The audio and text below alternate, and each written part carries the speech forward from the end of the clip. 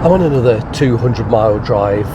It's over 4 hours back to my home in Brighton from Nottingham, and I want to sort of discuss the realities of running such a car as a daily driver.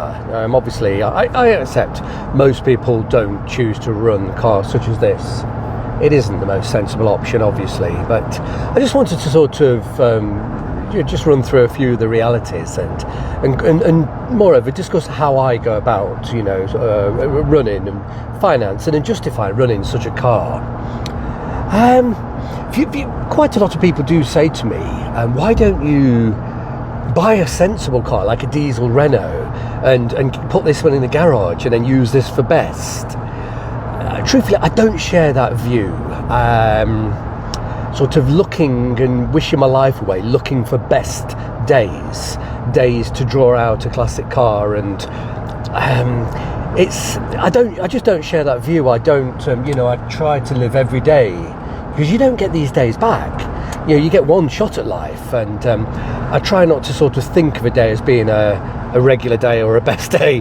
I just try to make every day a best day, and if I'm going to drive a car, then I'll drive the nicest car that I can sort of put myself in a position to be driving.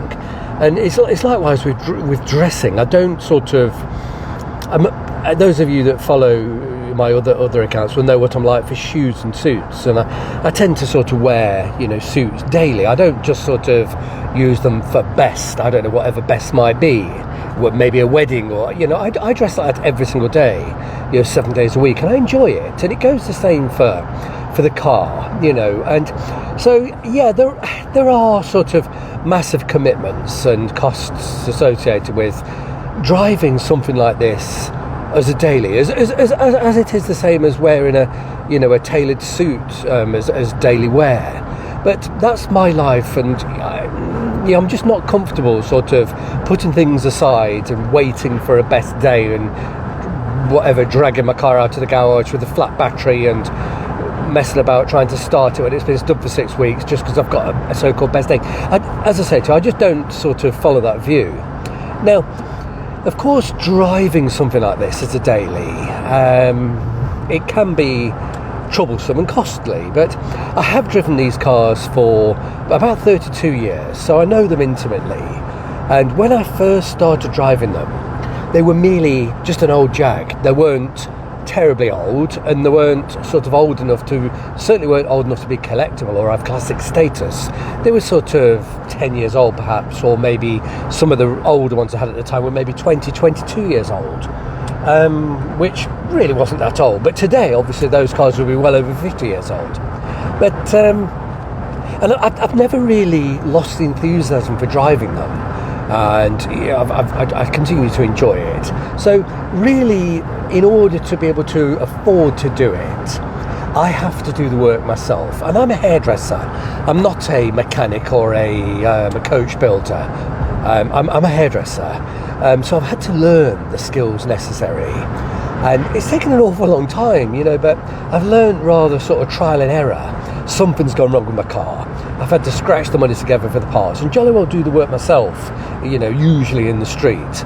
And of course, when I bought this car, I considered this actual car for more than a year. And I was really looking for something that was basically sound, wasn't rotten, and didn't burn and smoke oil. But ultimately, obviously, being a very old car, it's approaching 40 years old. It was going to need a huge amount of, sort of remedial work and routine and so on and so forth. But nonetheless, even though it might have been leaking oil everywhere and the springs are soggy and the wiring's not great, I turn the key, it starts. So, something that I could really trust to be a running restoration over a couple of years. And being a hairdresser, I get given sort of, it's just part of the game. It's a bit like being a waiter or a taxi driver. You get given tips by the clients, and I'm very, very strict. I save those tips, and I put the tips aside, and I use the tips to finance repairing and maintaining the car. Now, the tips, if I save them, they can buy the parts, but they could not it wouldn't matter how long I save for. They wouldn't wouldn't amount to sort of paying to have the works done professionally in a garage. So I do all of the work myself. As those of you that are regularly watching, this is not Bespoke Addict, that's my private, my shoe site, Beelzebub the Jag. Those of you who watch Beelzebub the Jag will have seen me grafting and grovelling in the street. And that's why I graft and grovel in the street. I've got a very limited budget. I will not spend any of my earned income on the car. It's purely a selfish project. My wife and daughter don't really get anything out of this, and I'm not going to spend family money on this car. So yeah, my tips, my personal tips, and that's what buys the spare parts, and I just slug my guts out in the street doing the work myself.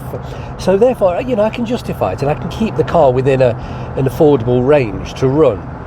I would have already spent, if I were taking it to garages over the last 6 months that I've owned this car, I'd have already spent thousands and thousands and thousands of pounds on the works that I've done to it myself, far, far in excess of the value of the car. So that's something else that needs to be considered if you're buying such a thing. What is the value of the car, and what realistically can you spend on it? And quite frankly, not a lot. These are beautiful cars, and they are old, and they are quite rare, but they have a very limited value. One of these in extraordinarily good, original, well-preserved condition, you'd struggle to sell for 15,000. Realistically, most of them sell for around about the 7,500 mark, which is not a lot considered, the complexity and the age of the car. But you could quite easily spend, 7,500 on an engine rebuild, and that wouldn't include rebuilding the carburetors, the distributor, replacing the exhaust, tyres, anything else like this. So it is a strange one. You've got to have your wits about you when you're doing such things. This is to consider how old the engine is. In the 1980s, this was an extremely old design. This engine, the Jaguar straight 6 XK engine, went into production in 1948. It was a 3.4 litre in its original guise, and the first was the aluminium-bodied XK120s, which are a fantastic, sort of desirable and valuable car today. But this car basically has the same engine. And all of the cars that came after that, the Mark 7, the Mark 8, the Mark 9, the Mark 10, the Mark II, the S-Type, the Mark 10, the 420G, the earlier XJ6s, they all had the same engine. And in that list I haven't included the C-Type, the D-Type, the E-Type. All of these cars share the same engine. It was a remarkable engine that Jaguar designed. But wow, did it live some years. And it's basically a 70-year-old design that I'm using as a daily driver, which does seem madness, I know. So that's all to be taken into consideration, the sheer age of the design, and there are limitations. But I've driven these cars as daily transport for 30 odd years, and I've never really been sort of troubled by the limitations of them. And when I say limitations, they're perfectly capable on the motorway. I'm on the motorway now and I'm cruising at just less than 70 miles per hour. And that's sort of, the car's massively within its capacity. It's got at least sort of, 40% capacity, I could extra power in stock if I wanted to use it. So, and it rebuilt, these engines are very, very, very tough, extremely reliable. Now this one's original, it's never been rebuilt. I've got a rare survivor that's been looked after over the years, and I've just sort of serviced it, but it hasn't been rebuilt. It's never had the cylinder head off. Usually cars of this age have had 3 or 4 engine swaps and the cylinder head's off how many times, and they're never quite right. So it is a weird one. But I just love driving them, and I'm now starting to sort of gather the spare parts for the front and rear suspension rebuild.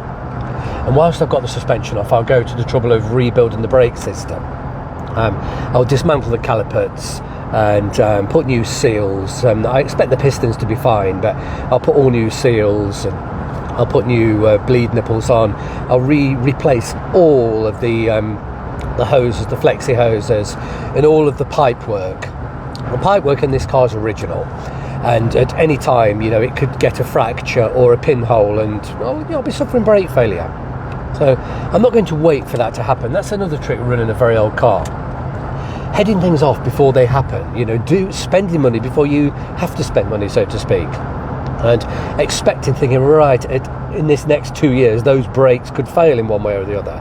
So just rebuild them and replace the parts before it happens. And this has got suspension. It's a little bit soggy, it's slightly wallowy. It feels a bit like an American car around corners. It wallows more than it should, purely because the springs have aged and they've gone soft. I already have brand new ones, and they'll be fitted at probably towards the end of January, because I do really expect here in the UK for us to go into a third lockdown. My business won't be open yet again, and I won't be travelling back and forth to Brighton. So I'll take that opportunity to work furiously and feverishly on the car yet again in the street, and I'll rebuild the suspension and braking system, and that will take quite some effort, 200-300 hours. But once again, it won't cost me very much I've already bought the parts, really, and they didn't cost a great deal. Really hunt around and buy the parts at the very best possible prices, because I'm looking ahead. I'm not panic buying, emergency buying parts because something's broken. You just have to grab the first part that comes along at the wrong price. I can wait and sniff out the right prices, purely because I'm doing jobs in advance of them breaking. That's another trick to running an old car, planning ahead. Never wait till something breaks, because you'll pay the earth for a part purely to get it delivered tomorrow. So it is what it is. It's a big liability. But it's a liability that I personally enjoy, and it keeps me happy and occupied and sane. It is ludicrous, yes. It's a slightly selfish obsession, yes, given. But I do try very hard just not to spend family money on this car. Most of my money is committed to my daughter's school fees, and I'm happy with that. And once the school fees are paid, there's no budget left for running this car. So the car has to be run on a wing and a prayer, which is fresh air. And I have zero budget committed to this car. I only spend on it what I get given in tips and nothing more. I can't buy the parts for the car until I've earned the tips. It's as simple as that. I don't sort of commit X amount of my income per month. I refuse to do that. And that way I can sort of justify it and sleep at night, knowing that I'm not keeping the family short, because they are a jolly costly thing to run. Realistically, they're not, I don't know, how do you say it really? It's a lovely car, but if you were not going to do what I do and buy the parts cheap and pay normal retail price for the parts, then sort of paying garage fees, honestly, you'd spend 70 or 100,000 pounds in 18 months, and it cannot be justified on a car like this of such limited value. If this were an Aston Martin, maybe a DB5, which is worth nearer to £1 million, yes, you could justify spending 70,000 on the car. And quite honestly, it wouldn't be any more difficult or time consuming to work on an Aston Martin DB5 than it is this. They have very similar engines, a straight six, twin overhead cam, similar costs involved. You can justify the monstrous sort of 70 grand on an Aston that will be worth still £1 million. Whereas this thing, you spend 70,000 on this, it's still only worth 10 or 12,000. That's the problem, and you've really just got to be sensible. And my opinion is the only way is to buy the parts on a shoestring and do the work yourself. I just cannot see any way of justifying having such a car worked on professionally. Even the more valuable Jaguars like Mark IIs, the 60s version, and the glorious things, but you spend 70, 100,000 pounds on maintenance and restoration of one of those, and I don't know, you're not going to sell it for 100,000.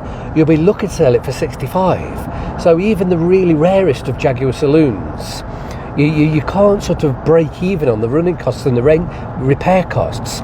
In E-Type these days you can. E-Types, even the worst E-Types are 100,000, and the best E-Types sort of 350 to 500,000, but they run on the same running gear as this car. So, it doesn't cost any more to restore an E-Type than it does this, but you are ultimately spending money on a £200,000-300,000 car, and it can be justified. So, it's just one of those things. People do ask, and I try to sort of discourage people buying these things, because they are ludicrously expensive to run if you're not going to be doing the work yourself, and it just simply cannot be justified. The cost can never be recovered.